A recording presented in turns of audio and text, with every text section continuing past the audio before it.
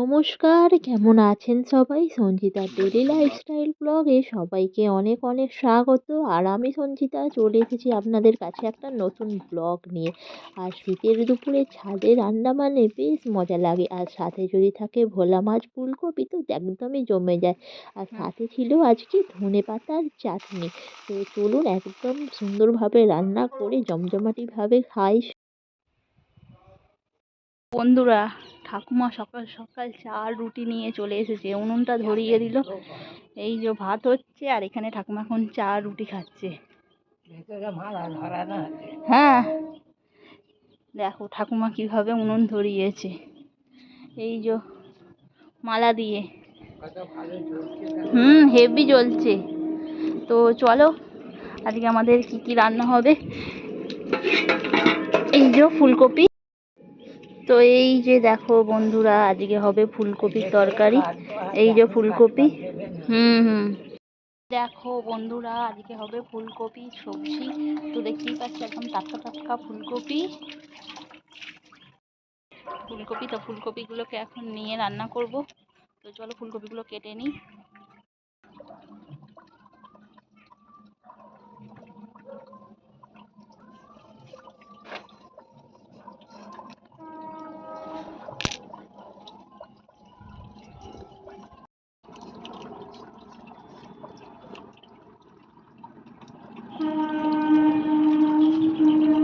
এই যে ছোট ছোট হয়ে গেছে ফুলকপিগুলো, সমস্ত পাতা ছাতাগুলো সব কেটে বাদ দিয়ে দিয়েছি।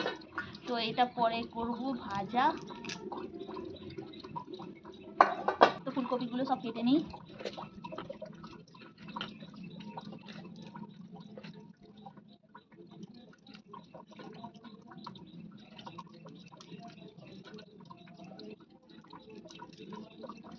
সব ফুলকপিগুলো কাটা হয়ে গেছে।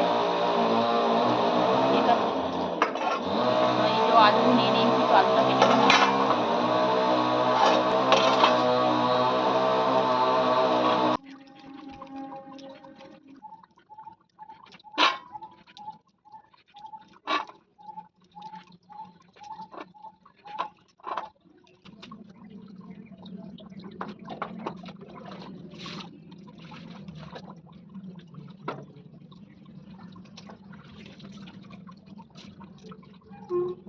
তো এই যে আদা,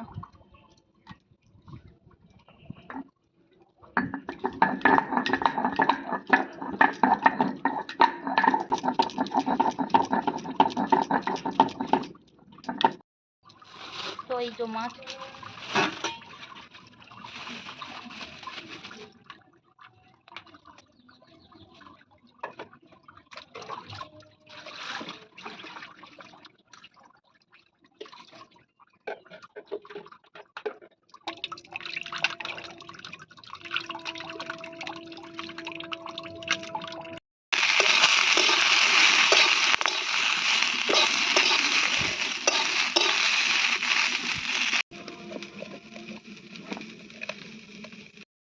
তো এই যে দেখতে পাচ্ছ মাছ।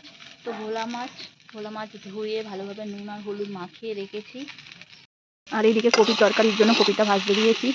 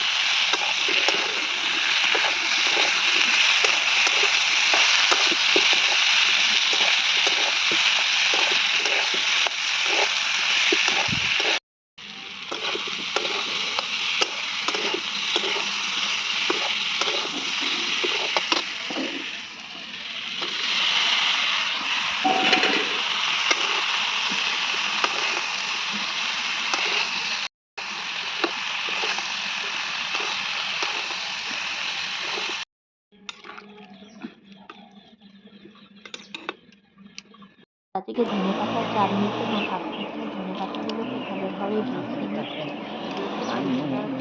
যেখানে কাঁচা সেখানে বেছে নেবে।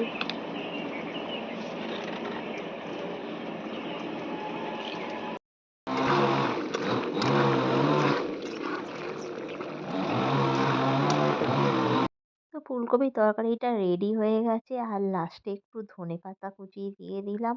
তো এবার এটাকে নামিয়ে নেব।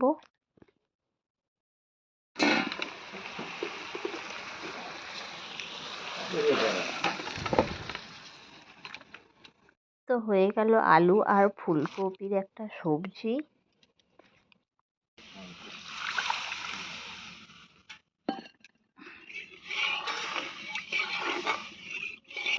হ্যাঁ,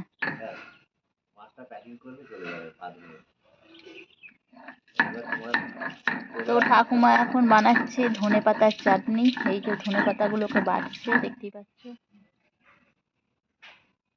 হচ্ছে আমার ডাল, এই যে হবে মাছের ঝাল, এই যে দেখতে পাচ্ছেন মাছ, আর মাছটা ভাজবো। তো ঠাকুমার এদিকে ধনেপাতার চাটনি হয়ে গেছে।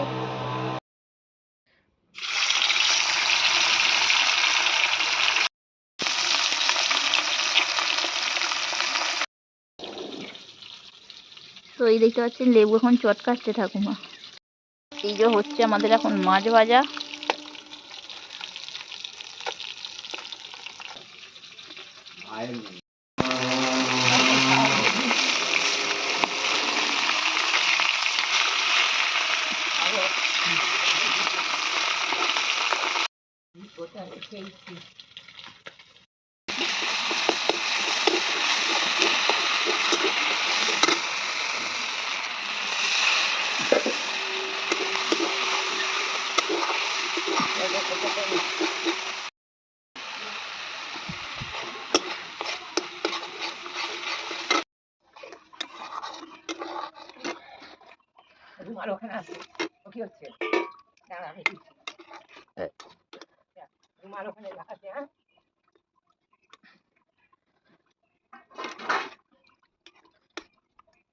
তো হয়ে গেল ভোলা মাছের ঝালটা, সমস্ত রান্নাবান্না শেষ।